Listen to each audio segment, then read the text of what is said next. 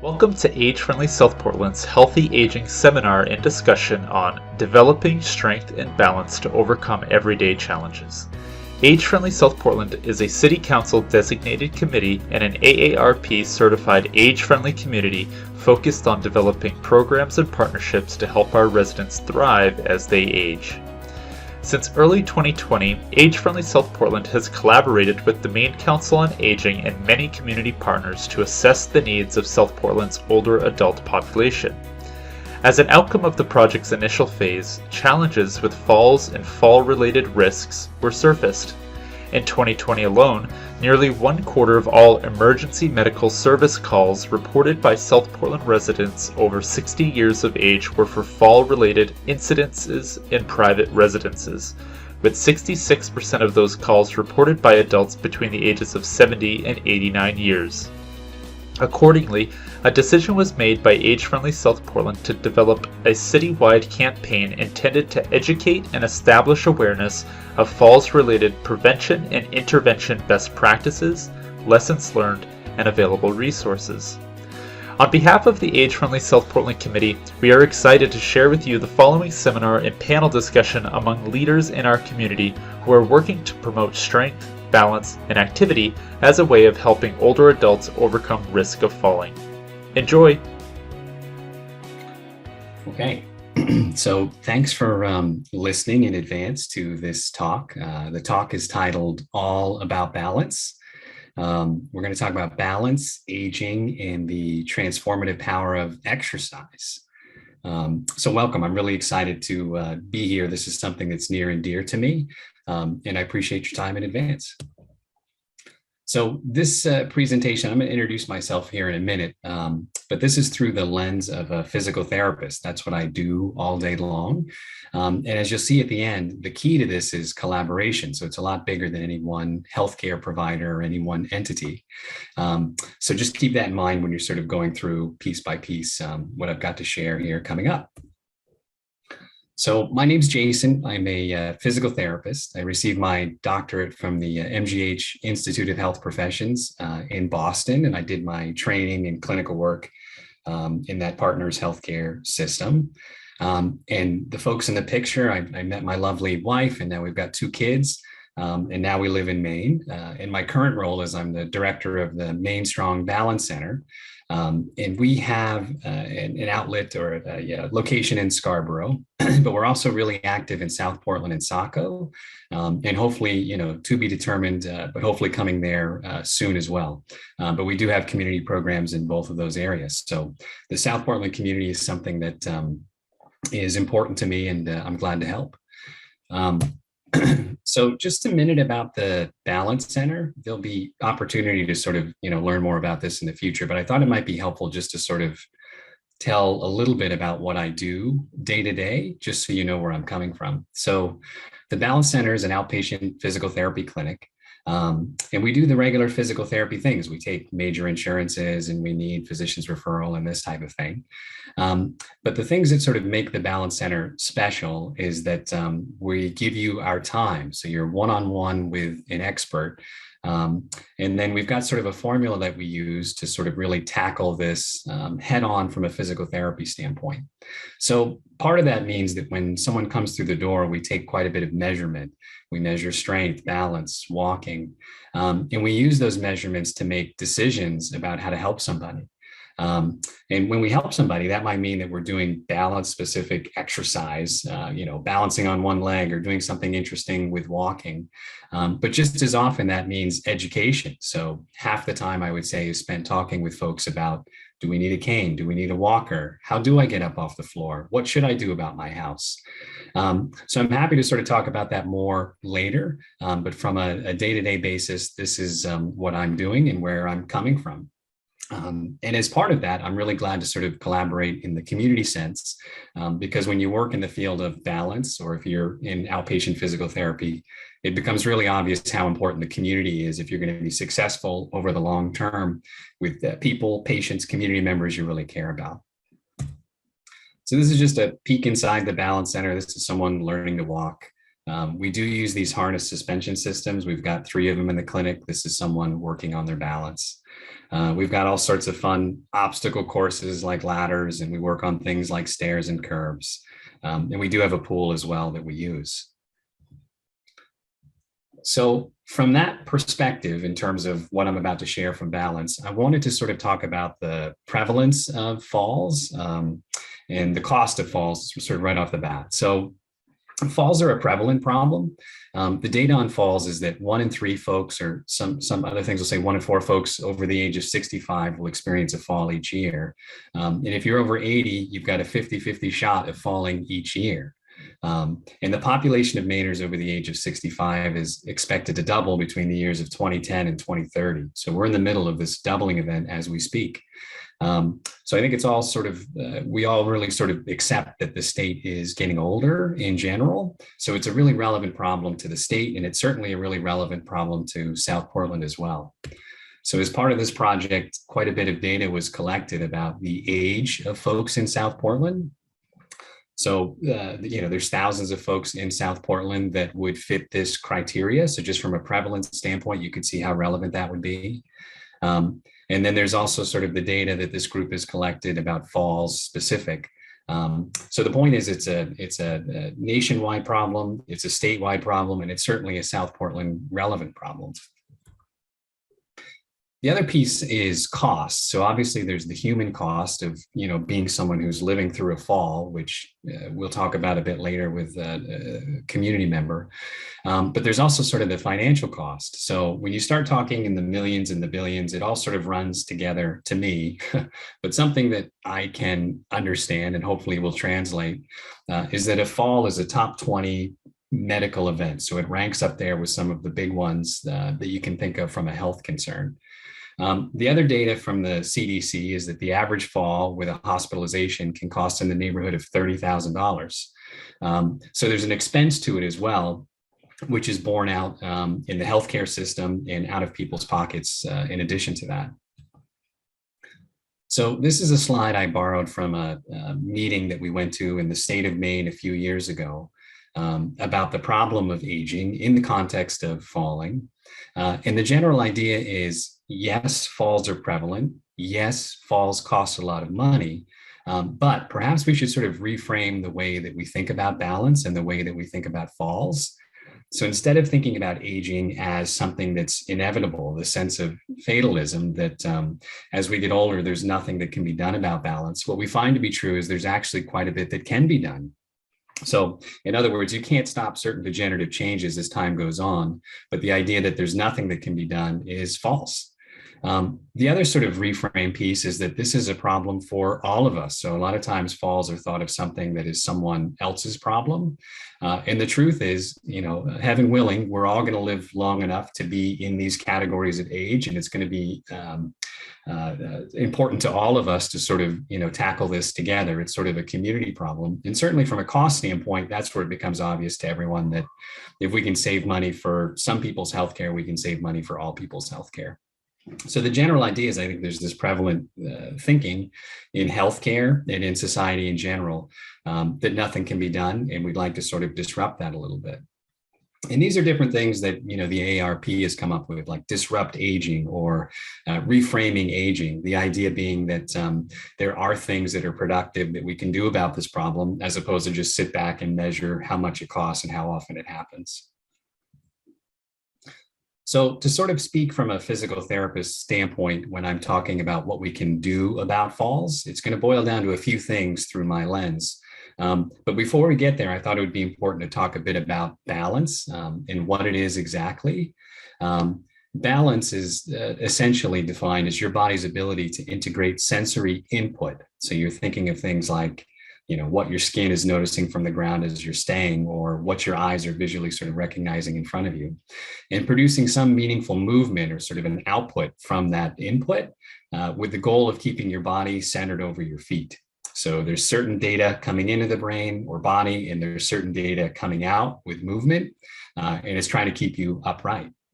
And to do that, there's 3 major systems that we think about. So I want to spend a little time on the anatomy and physiology here. So the first system that we think about is called the somatosensory system. And this is sort of a complex system because it includes a lot of different things. But it's basically what I just mentioned on the last slide, that your body has all sorts of ways to gauge where it is in space. Your feet tell you, your joints tell you. And all that information goes up to the supercomputer, which is the brain. That supercomputer processes that information and then sends out motor or sort of movement information to do something meaningful with that data. So the somatosensory system is sort of the name, I would say, of the first balance system that I want you to sort of be aware of. The second balance system I want to talk about is the vestibular system. So this is a really complicated system. Many people have heard of it. I would say few people, even in healthcare, really deal with it or treat it that often. If you think of things like motion sickness or vertigo, these are symptoms that are produced in the vestibular system. So in terms of where this sucker is and sort of how it works, if you stick a Q-tip in your ear to your eardrum, which I'm not recommending, but just as an orientation point, if you go just beyond that, there's your vestibular system. And this is sort of an artist's rendition here on the right-hand slide. The vestibular system is kind of like a level. So there's fluid in this system, and the fluid moves around to sort of move these different hair cells to then tell your brain where you are in space. So as you turn your head right or left or nod your head up and down, fluid's moving through these different, what we call semicircular canals. Or as you're standing out of a chair or walking through space, the fluid's moving through the utricle and saccule area. And whenever that fluid moves, it pushes against these receptor cells, and your body figures out where it is in space. So that's the second system, the vestibular system. The third system, which as a physical therapist, I'm not spending as much time on, is your vision. If you can see the space that you're in, that does really good things for your balance. So the third sort of balance system that I want you to think about is vision, and that's going to become relevant when we get to the treatment section.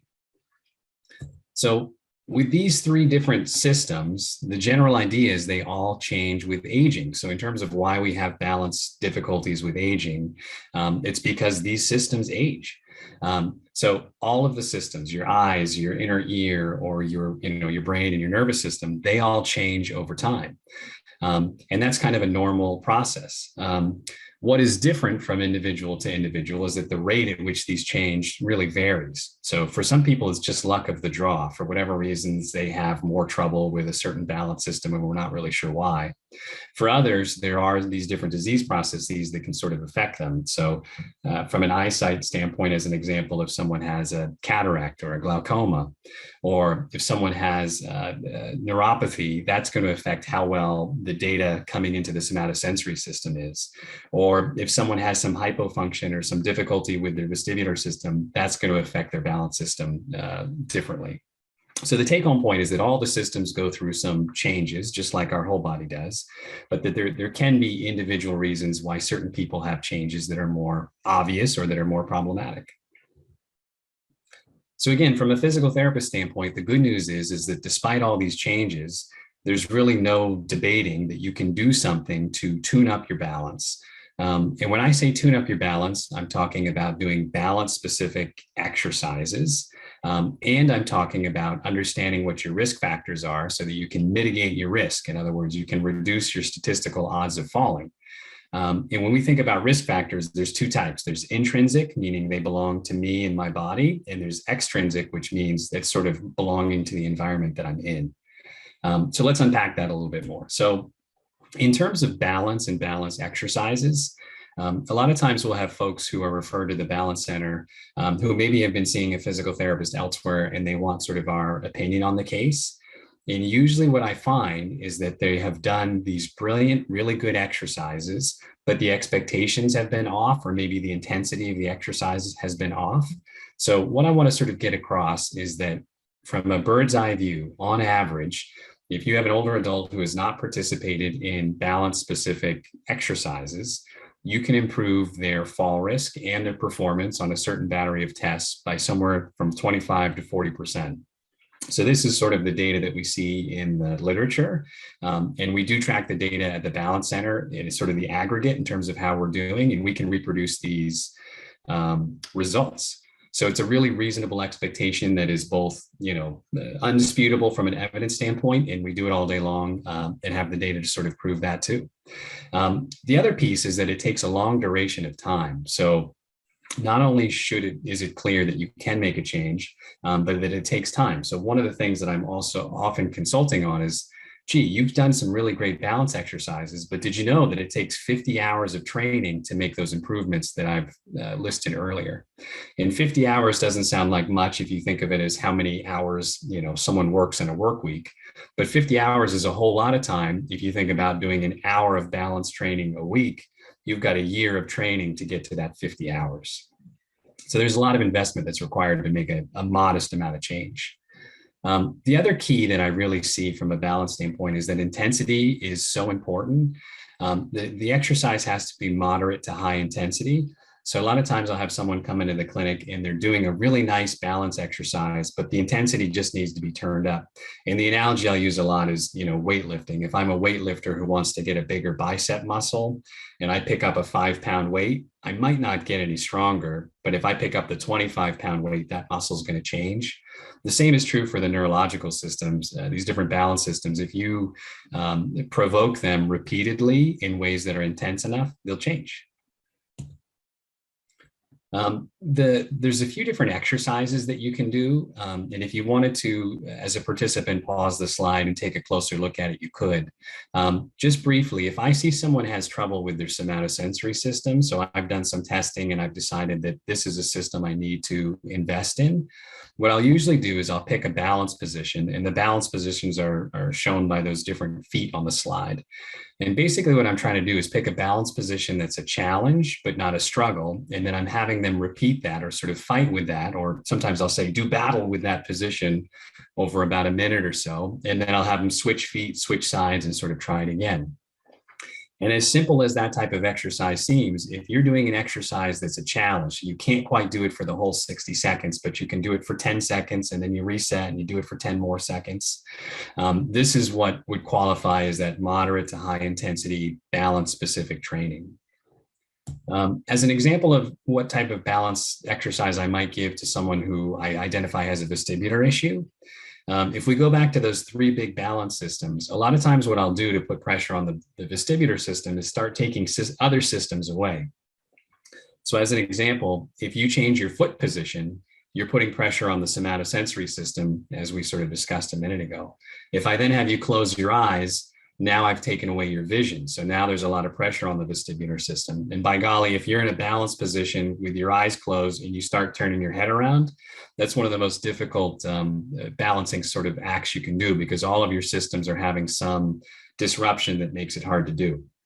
So the take-home point is that some of these balance exercises are quite simple and potentially could even be incorporated starting after this talk. And the one caveat I want to say is, it's always good to talk to somebody before starting something brand new. And the other caveat I want to throw in there is that safety is important. So if you're going to do something that's moderate to high intensity, you've got to make sure that it's somewhere safe. So examples could be standing at the kitchen sink, so you've got something to hang on to, or standing in a corner with a chair in front of you so that if you lost your balance, you could sort of recover. So don't do anything if you're not sure about it, but these are some examples I wanted to sort of shine the light on what goes on in balance exercise. The other piece of the puzzle from a PT standpoint is sort of understanding what your risk factors are. So in addition to the balance exercise, the other piece is that we've all got these intrinsic, right, the risks that belong to us, and extrinsic risk factors. So in terms of the intrinsic risks, or maybe just sort of other statistically related risks, this table is pretty small, but I'll just sort of read a few of them out. So if you have a history of falls, if you've fallen previously, there's a really high risk you're going to fall again. If you've got a balance impairment or decreased muscular strength, I think it's pretty commonly accepted that that's going to make you more likely to fall. But did you know that if you take medications, more than 4 medications, statistically increases your risk of falling? What about depression? I was surprised in the literature to see that depression is related to fall risk and makes it more likely that someone's going to fall.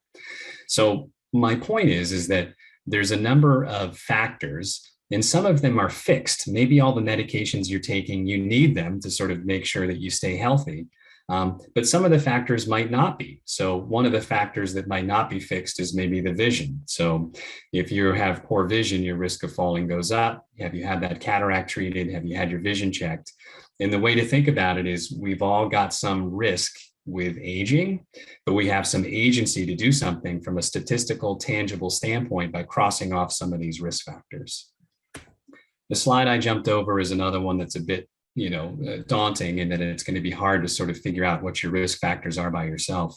But this is a slide that we use in the UNE lecture for the PT students on identifying different intrinsic risk factors. And the point is it's exhaustive, or a better word would be that there's a lot of them as opposed to all of them.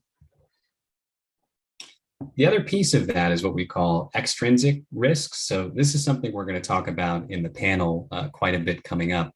I did want to share that the CDC has some resources in the STEADY toolkit online. So extrinsic means things like, is your home safe? So on this website, there's a nice checklist. You can go through your home to sort of see what you can do to make it a bit safer.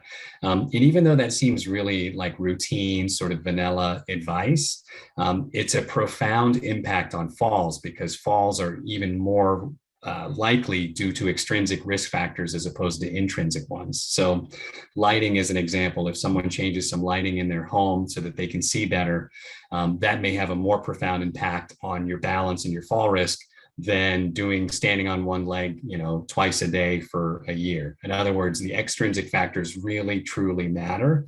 And that's sort of a statistical point as well. So in sort of closing about the statistical side of things, this is really academic, so you can mute me for a minute if you need to.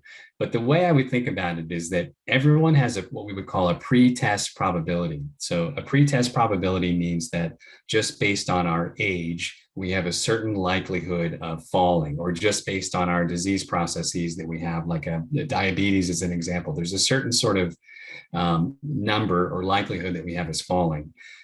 So as an example, if someone's over 80 years old, going back to that first slide, you've got a 1 in 2 chance of falling every year. That's the pre-test probability. Now, all those factors that I just ran through, if we take someone through balance testing and strength testing, and we get an idea of what medications they're taking, we know whether their vision is up to date or not. When we start going through all these different sort of categories, we can then come up with sort of a statistical guess as to how likely someone is really going to fall. So not just based on their age, but based on sort of their individual profile. And the general idea is that we can call that a post-test probability. So my point is that we all have a pre-test probability, but we do have agency over that post-test probability. So as an example, if somebody has balance impairments, they're weak, they haven't had their vision checked, that person who had a 1 in 2 shot of falling, they might have almost 100% chance of falling over the next year. Now, conversely, if you've got someone that's got a 1 in 2 chance of falling this year, but they've done all the right things, they've looked at their medications, they've taken care of their vision, they've fixed the strength issue, they've worked on their balance, and the testing sort of shows that they're actually doing better than average, or better than our cutoffs and better than their peers, they can actually have a lower post-test probability. So they can bring down their risk of falling that just sort of comes with aging. So if I got lost in the weeds a little bit, forgive me. But the point is, it's a prevalent problem. It's an issue that we're all going to face, but that we really have some agency, statistically speaking, by taking some pretty simple steps. So even though it's sort of a big, amount of information that I just laid in your lap, I think whenever there's sort of a big project like this, a nice way to approach it is to just sort of do the next right thing. So back to the kids in the first slide, my kids are pretty obsessed with Frozen 2, and there's this famous song where the actress sings, "Just do the next right thing," which I always sort of is kind of my take-home point here. So here's some examples of that. If you're someone who's really well and you're just kind of curious about balance and aging, maybe you consider adding balance to your existing exercise routine. I mean, why shouldn't balance be foundational, just like walking, or just like strength, or just like flexibility? Another option is if you're someone who is unsure about your balance, is feeling less steady, or has noticed some changes, why not consider some community programs? So keep a close eye on what age-friendly South Portland is doing. Keep your eyes open in terms of different expos or events or balance screenings or classes, and see if there's something that you could sort of invest in that would be the next right step to sort of, tune up your balance and mitigate your risk. And if you're someone who's really feeling like you're at risk or you've fallen before, there's people like us at the Balance Center out there willing and ready to help you. So maybe have a conversation with your primary care provider about what you can do. So it's a big issue. There's a lot of complexity to it. But if you break it down to sort of do the next right thing, I think that makes it a little more tangible. So the final sort of piece of this is that collaboration is key. So the next thing for each individual is going to be very different.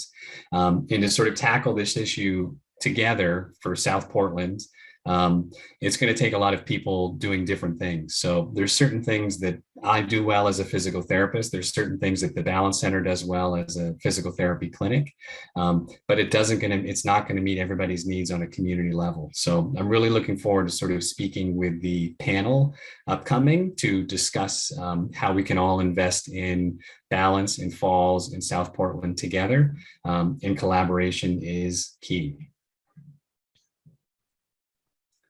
Okay, so we have this really special panel of folks ready to talk a little bit more about this topic, about falls, balance in general, but then also sort of specifically what that's like as someone who's experienced something like this, or what that's like on a community level in South Portland. So I just wanted to kick it off with Maxine. Maxine is a longtime community member, former city councilor and mayor. Maxine's here to sort of tell us a little bit about her experiences. I'm just going to hand it over to you, Maxine. Can you tell us a little bit about a fall that you've had that you feel comfortable sharing with us? Sure. I'm the last person on earth who would ever have thought that Maxine would take a fall. And if she took a fall, that she would get hurt. I grew up on a farm, and pretty tough character. And so, it really, when some of the things that you said earlier, it's about the balance and, can you put one foot in front of the other and stay balanced? Can you, whatever. And I had just gotten old and not paid attention to that.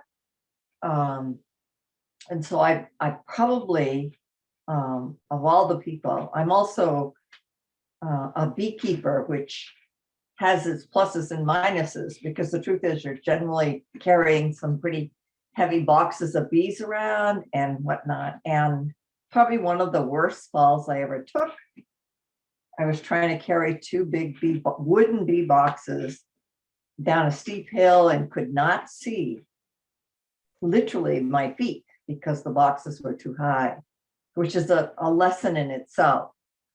Not knowing, the land under your feet. And truthfully, I caught my foot on a rock and over I went, and it was a concussion. And it was months and months and months of therapy, re-eye training, whatever. But I think, for a lot of us, it's not understanding simple things like, where's your foot going? Is that solid ground or is it not? And certainly, I've probably taken more huge hits than the average bear, and tough because I live alone. Fortunately for me, I have family that have been very helpful. But what I think, quite honestly, is certainly missing for me was the message: slow down, and work on your balance. I certainly never did it unless I was forced. Yeah, it's something that just seems it's missing in the conversation for some reason. And when you think about it, it seems, so obvious that it should be a piece of the puzzle. The other thing I wanted to ask you, if you're comfortable sharing it, is, You know, a lot of times it's easy to focus on the physical pieces because those are profound. I mean, you fell, you had a concussion, and you had a long sort of rehab. What, if anything, do you have to share about sort of the emotional side of things? Because a lot of times when I'm sitting across from somebody, you know, it's sort of, I've had someone describe it to me as sort of a cellular incident. In other words, they felt it in their whole body. Do you have anything that you're comfortable sharing related to that piece? God, that was the worst, absolute.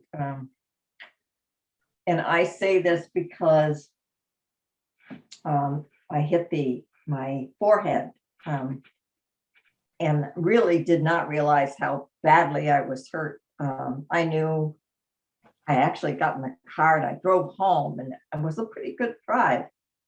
But by the time I got to the garage and I drove in the garage, opened the car door, my legs gave out and I flopped on the floor, literally crawled into the house. I mean, and those are things couldn't possibly messed up the door on the refrigerator because I tried to pull myself up. And it sounds stupid.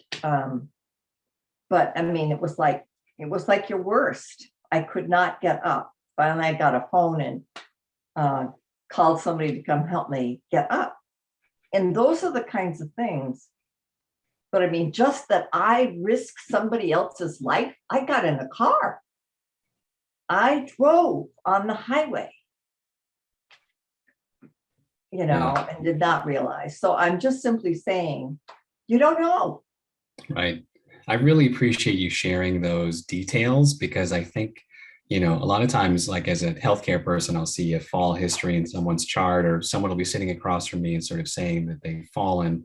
But those are the type of details that really are so, what do I want to say? I guess I'll go back to cellular, that just make it such an important sort of thing to tackle. And I just really appreciate you sharing those type of details because I think it paints a pretty good picture about, all right, so it happens a lot, there's a cost to it, but that's kind of, you know, you're a Right. human being sort of living through that. And we want to do something about it, you know? Right. Karen, I wanted to move to you because I think Karen Taylor is a nurse, certified emergency room nurse. She's retired and she used to manage the emergency room nursing staff at Maine Med, which is pretty impressive. One of the things I thought would be worth thinking about, just to keep sort of, you know, pulling the shining the light on sort of this, is if you do fall, what can someone expect in the emergency department? What can they expect in the hospital? What are your thoughts on that type of thing? Well, these days, healthcare has really focused a lot of their efforts on communities and falls. And so from the beginning of your fall to the time that you call EMS services and you arrive in the hospital, everybody is concerned about what they can do to prevent a fall in the future. So the EMS providers will tell the triage nurse if there's fall risks in the home, what kind of issues there might be. For example, if there's like crowding in the hallways where people are having difficulty walking, or scatter rugs that are not, you know, secured enough so that people can fall very easily. The emergency department staff themselves are very focused on falls. They have a fall risk assessment that's done on every single patient that comes in with a fall, that's put into their computer system that flags the patient as a fall risk. They have a pharmacist that reviews all of their medications to make sure that none of them are compromising any kind of falls in the future. And they have either an occupational therapist or a physical therapist or a social worker also assessing all of the situations that might occur and have occurred to produce this kind of a fall, and what they can do to prevent that in the future. So a lot of the computer-based stuff follows them through the entire hospital stay if they have to be admitted. They have, they're flagged in the computer, as I said, but they also have whiteboards in the corridors that identify patients that are at fall risk so that all of the staff can be watching out for them. They have them wear what they call yellow shirts. So that's identifying a fall risk patient. So everybody from the environmental service workers to the security officers to the RN staff or the physician staff or any ancillary staff know who the fall risk patients are as well. And then prior to discharge, they are also seen by either a social worker or a care coordinator who coordinates having somebody go to their home after discharge to look at those kind of fall risk prevention strategies that they can implement. So there's a lot that is done that is all aimed at preventing falls in the future. Yeah, brilliant. Thank you for sort of sharing some of the details there. Again, I think sometimes the details are the most interesting piece, just to sort of, have some visuals in terms of what that might look like. Jana, I wanted to go to you next. Jana Grant's an OT. She works with the Northern Lights Home Health. And we're really lucky to have her because she's board certified in geriatrics, which means that she's got extra hours in training working with older adults. So Jana, someone, let's say someone is hospitalized and they sort of go home. What type of things are, you doing, or what does home health do in someone's home? And just generally, do you have tips that are really common that you see, not only for the person who's gone through the hospital system, but that just sort of all of us could use around their homes, since this is really your wheelhouse? Sure. Yeah. So that's a good majority of the patients that we see is exactly what Karen just talked about, is that patient that fell at home, much like Maxine described. They end up in the ER, they have an ER stay, they have maybe a short hospital stay, and then they're sent home. And then they're back into that environment that they probably fell into. And so that's when our home health team usually picks up. So a referral is sent from the hospital to us or any other home care agency. We call you, we come in, we meet you, and then you get a team of therapists. Usually you get me and an OT, you get a PT, sometimes a nurse and a social worker. My particular job is focused on safety in the home. So I come in, I look at your environment, I talk to you, I see how you move around the environment. I see how your device, whether it's a walker, a cane, whether you're not using a walker or a cane, and maybe you should. I see how that all fits into your environment. And we look at things like just kind of the things you mentioned before is, what is your lighting like? Are there steps into your home? Are there handrails? Are there grab bars maybe to get up off your toilet or you're out of your shower? We look particularly at where you fell. If you fell in your home, we'll take a really closer look at that and see how can we reduce that fall risk in the future. Maybe it's removing things like scatter rugs and making sure that cords are tucked away or pinned to the wall. But we look at it all. That's kind of my wheelhouse. I go and take a good walkthrough of your house, much as you'll let me and willing. We're trying to be as gentle as possible in recommending things. We certainly can't make anyone do anything, but most people are understanding that if you fell, a few changes might need to be made. I kind of say that my job is 90% common sense stuff, and it's just stuff that people don't think of on their own, because not everyone is thinking I'm going to fall, like Maxine said. So my job is often just kind of pointing out some simple safety things, and then just adding simple equipment like, maybe you fell off the toilet, you had a hard time getting up because it's really low. Maybe we add a riser to that toilet so you're not rising as high and you're not working as hard to get off that toilet, or maybe a grab bar so you can have a handhold. So that's the kind of stuff that we do in the home. Thank you for sharing that. I mean, I think when you said they're back in the environment that they fell in, I just kind of had like, yeah, they are, it's sort of like you can see a cycle and you're trying to sort of break that cycle. Really neat. Thank you for sort of sharing that stuff. And then this just sort of came into my head I'm a PT, you're an OT. We've got another really accomplished PT on the call, and Bernadette as well. What does an OT do? Some people don't really know that much about OT. What are you guys up to? Yeah, so I usually say that my specialty is kind of keeping you safe and independent as possible in the things that you want to do. So a lot of people say, "What? I'm not working. Are you going to get me a job?" No, that's not my job. My job is not to get you a job usually. But your occupation, how it's defined by the medical community, is the things that you need to do every day to have a quality of life. So for some of those people, it's just simply getting out of bed and getting dressed in the morning. Some of them, it's getting to dinner with their family. Some of it's getting down the stairs in their son's house. So my job is really to keep you safe and as independent as we can for those things that you want to do, what are considered your jobs. Thank you. All right, so now we've sort of followed the theoretical patient sort of through the hospital into home health. And then a lot of times they'll end up in outpatient physical therapy, which is, kind of that's what I'm doing, or sort of what I communicate in the lecture piece. But we've got another physical therapist here. Bernadette Kroon is also a certified geriatric specialist. So again, that means that she's got extra hours and certifications working with older adults. And she's also faculty at USM in their OT program. So she's got someone who really sort of is multidisciplinary. Bernadette, I'm really curious as to your thoughts about what you have to add, sort of thinking about physical therapist role in all this, anywhere in the spectrum, whether it's at home or outpatient. What type of things do you think people should be thinking about from your PT lens?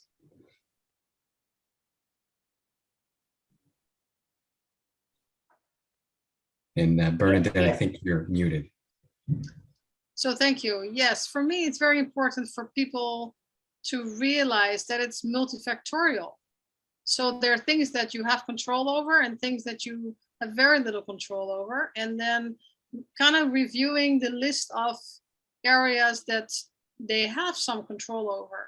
And then as physical therapists, be aware and be familiar with other disciplines that you can refer this patient to for training or intervention related to those factors. Sometimes you have to refer them to an OT for environmental adaptations, etc. Sometimes you have to refer them to the doctor because of medication issues. Sometimes you have to refer them to the ophthalmologist because they're vision, or somebody who specializes in vestibular rehab. So I think education and making a patient or person aware of what they can do to either prevent falling or reduce the risk for falling, or prevent or reduce the risk for another fall. And I think one area that I always focus is on the fear of falling. Fear of falling is increasing the risk for falls. We know that. So addressing that fear, even if somebody has not fallen yet, they are often aware of somebody who has fallen in their age group, and that fear is putting them at higher risk. So I like to work with patients on preparing for the fall. What do you do when you do fall? What's your plan? How do you get up? Fall recovery, practicing how to get up from the floor. What do you do if you can't get up? Maybe you should try it. When should you try to get up? And then how do you get up? And sometimes you shouldn't get up, and you should try to get help. So I think fall recovery, I think, is an important part of the exercises that I include in the fall prevention.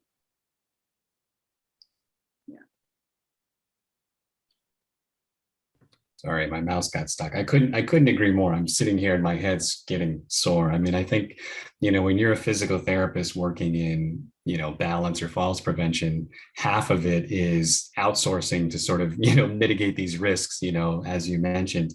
And the other piece that I thought might be interesting just to sort of talk a little bit about is what advice do you give folks if they fall? Because I think you sort of touched on, should you get up or should you not get up? Do you have any other, I hate to sort of break it down to tips, so to speak, but do you have any other sort of general advice for someone, or, Maxine, for example, if she fell, what's your thoughts there?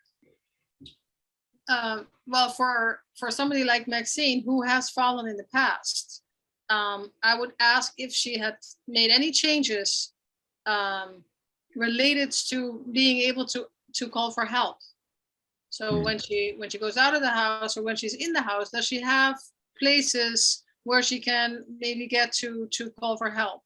And then, if they're talking about when is it safe to get up? When is it safe to get up? So tips for Maxine would be, yes, looking around the house and looking at places that you can safely call for help. And Gotcha. Great. I think that's kind of a key, right? Is like sort of thinking about doing like one thing at a time, or what's the next right thing, and having a plan in place, or just going through the thought process of, can I get to my phone or my cell phone, or, what's my plan, so to speak. I think that's very wise advice. Now, another thing that you mentioned that I'm going to send it over to Anna for is balance confidence. Balance confidence is one of these things that's correlated with fall risk. Anna Guest is also an occupational therapist, but in that role, she's the community education director at the Southern Maine Agency on Aging. And I know Anna has a deep understanding of some of the different programs that they run, and some of them are really focused on building confidence, and they've got all this really great data that shows how confident people are after taking them. So Anna, I'll just sort of hand it to you generally. What community-based programs are available, and why are they important? Thanks, Jason. Yeah, I'm happy to talk about this because I think there are a lot of ways that folks can stay active in the community and just keep themselves well. And you mentioned earlier how important exercise is, and that is such a critical component.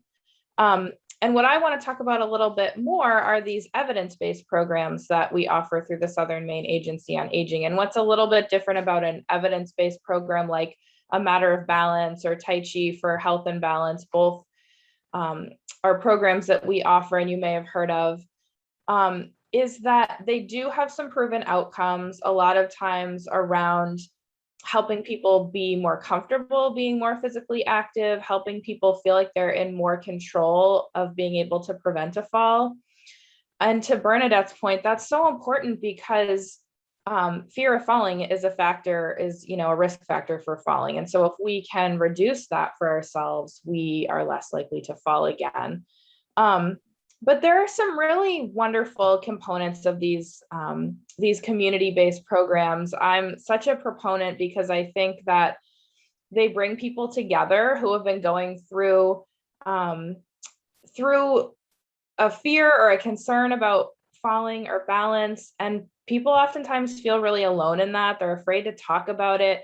Falls are really uncomfortable to bring up, not only to family members, but sometimes to our healthcare providers, because we find that a lot of times what comes up in class is that people are afraid of what's going to happen if they talk about a fall. If they tell someone that they're falling at home, am I going to have to, go into a facility or something? So it's really beneficial to bring a group of people who are dealing with the same thing together to be able to talk about that. And then beyond talking about it, it's empowering because we're looking at, what do I have control over, which is something that lots of other folks have already brought up. There are many things that we have control over that contribute to falls. And then what behaviors can I change, or what strategies can I put in place that will make me less likely to fall? And that's just so important, because when people feel like they have that control, or they can change a few things, and they're learning from themselves, or they're learning from their peers, it's just kind of a whole different way of engaging than if someone else tells you what you should be doing. And that's what I think is really powerful about these programs. Anything else I wanted to say?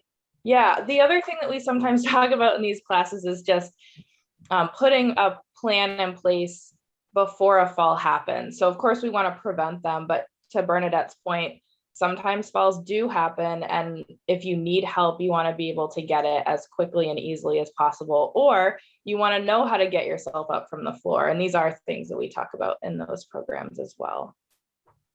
Gotcha. And then just to plant a seed in someone's head, what are a couple of examples of the names of the program? I know Matter of Balance is the one, and then there's a shorter one as well, right? Yeah, so Matter of Balance and Tai Chi for Health and Balance are the two that we're offering now. We did have a shorter one for a short time, but with the COVID pandemic, we haven't been offering that lately. Got it. Thank you. All right. So we've kind of gone through the spectrum now, from inpatient to home care to then some outpatient to then like community level interventions. And when we were talking before, this discussion, I got to listen a little bit to Tony. So Tony Grande, or Tony is the Director of Transportation Engineering in Maine with VHB Civil Engineering. And Tony had some really neat ideas, sort of like on a community level. And I'm someone who thinks about falls all day long, and I had never considered some of these things. So again, in terms of sort of collaborating, it was really neat to hear some of his ideas. So Tony, what do you think some things people should consider before going out to a walk, going out for a walk? What do you think they should think about? Jason, that's a really good question, because I think unfortunately people don't think too much about some of the things that I'm going to say before they go out for a walk. But for example, especially depending on a person's age and their physical capabilities, they should really plan out the walk in advance. Understand, how long do they plan to go out for? What's the timing? Is it, especially thinking about the weather now as it exists now, and as we keep losing daylight, somebody decides to go out and it's light outside, and then when they come back, it's getting dark outside, and they haven't necessarily prepared properly for that. Their physical capabilities, will they need to sit down and take a break? How long do they plan to go out for a walk? Should there be benches along that walk somewhere where they can sit down and take a break? Things like that. Carry your ID with you to make sure that when you do go out, if something happens, somebody will be able to help you out. If you have a cell phone, take your cell phone with you as well. Let somebody know that you're going out, where you're going, and when you're going to be back. These are the kind of the basic things. If possible, walk during daylight hours, because it's much better to be able to be seen. If you do need to go out at night, trying to walk in a well-lit area, or be prepared with other things. And some of the things that, wear bright clothing. One of the things, and I've got some examples here, these are, two bright colored shirts right now, which still kind of warmer weather, as opposed to something like this, which is, will not show up as well, especially as it gets dark. Other things, everybody at this time of year, everybody has a dark jacket. And there are things that can be done to make them, putting reflective strips or something along the back. And some of them are made that way, and you should do that. But rather than having a dark jacket, having something that's a little brighter would help. And something, to the total extreme, this is my biking jacket, which also has reflective strips on the back of it as well.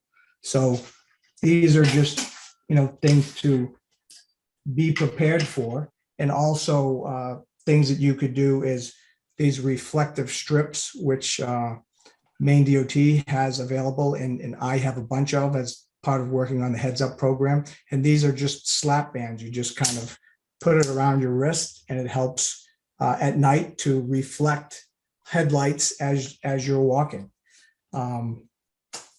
Other things would be to have some type of a reflective light or a flasher that would help as well. And of course, a flashlight that would definitely help at night as you're walking. A good motto to think of is be seen, be safe. That's something that we try to make sure that people are aware of. So those are the things that people can think about before they go out for a walk. I can't tell you how much I appreciate you thinking about that piece, because I think I'll speak for myself. So often I'm thinking about someone's home, or I'm thinking about doing a curb with them during daylight hours, and I'm just not thinking about the things that you mentioned. And I think some of the best ideas, I think this is what Jana was saying as well, is it seems so obvious when you know this and you've sort of done this, but it's not. I do this all day long, and I hadn't thought of it. So I'm really glad to collaborate with you and all of you on this panel to fill the gaps in what each of us can do. I know that we're running a bit short on time, and I'm not sure if, what we need to do sort of moving forward, but does anybody have anything that they were burning to sort of comment back on based on the back and forth we've had with anybody? I just wanted to bring up point out something else, that we do have the Age-Friendly South Portland program has been putting a few articles in the newspaper. You probably noticed in the Century. So I would recommend that you check those out. I have put in some pedestrian safety and bicycle safety articles in there. And, as far as when you do go out for a walk, I would also, while you're walking, I would make sure that you pay attention to using the sidewalks whenever possible, or walk on a path. If there is no sidewalk, walk facing traffic on the left-hand side of the road so that you can see the cars coming towards you. If you need to cross the street, use a crosswalk. Push the button and wait for it. Make sure that you use the kind of stop, look, and wave. Make sure that you make contact with people so that they are aware that you're coming. You mentioned, we were just mentioning about staying active. I think that's a key, is staying active to help your balance, and walking is a great activity to be able to help you continue to do that. Yeah, it's one of the best forms of exercise. Karen, you had something to add in too. Yes, I just wanted to remind people that, the unfortunate winter system is coming to us soon. And I live in a neighborhood that has a lot of dogs. And so we do a lot of dog walking out there. And in the wintertime, it can be especially vulnerable to the older population to slip on ice, or to have your dog pulling you somewhere where you don't want to go and you're not really watching where you're walking. So to wear those, I don't remember what they're called, the things that grip on, that you put on your shoes, and to just be aware of where you're walking and be careful. I know the first time I walked my dog, the first time I had my dog, I think I fell twice in that walk just because I wasn't paying attention, and it was pretty easy to do. And I was quite a bit younger then, so it was okay, but I didn't have any lasting injuries, but still it was an eye-opening experience. Yeah, I think that's a really smart point. The winter's not far away. And that might be a good segue to say, last year I noticed that the city of South Portland was doing some pretty neat things with different bags of sand or different sort of ideas. So back to the idea of sort of doing the next right thing, keep in touch with the South Portland Age-Friendly group, keep in touch with the community center and the programming, and see if we can all sort of do the next right thing to help us with balance and fall risk for South Portland. Thanks for collaborating, guys. It was really fun to talk with you all. Thank you for listening to Age-Friendly South Portland's Healthy Aging Seminar and discussion on developing strength and balance to overcome everyday challenges. We hope you learned a bit about best practices, lessons learned, and available resources in our community on how to gain strength, balance, and activity as a way of overcoming the risk of falling as we age. For questions or comments about Age-Friendly South Portland, please contact us via email at agefriendly@southportland.org, as well as through Facebook at www.facebook.com/agefriendlysp. Thank you.